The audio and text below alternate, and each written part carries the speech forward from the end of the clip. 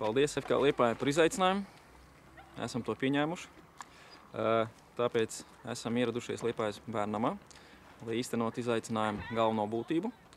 Un esam atbraukuši arī ziedot un palīdzēt finansiāli, tāpat arī ar florbola inventāru. Tāpēc skatāmies.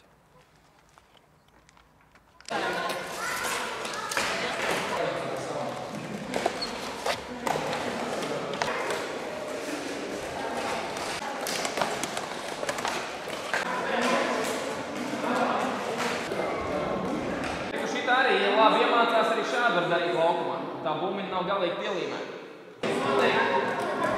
Sakam jums lielu paldies par pavadīto laiku ar jums kopā. Mums tiešām ļoti patika.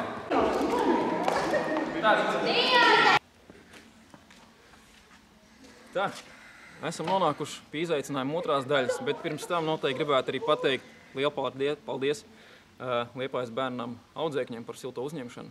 Un mums tas laiks ļoti patika un ceru ar viņiem.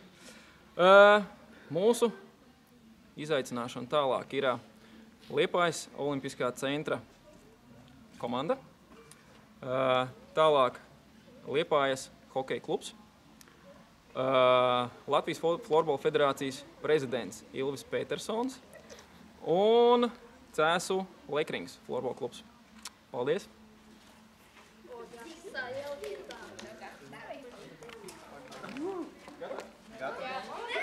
Mēs esam gatavi!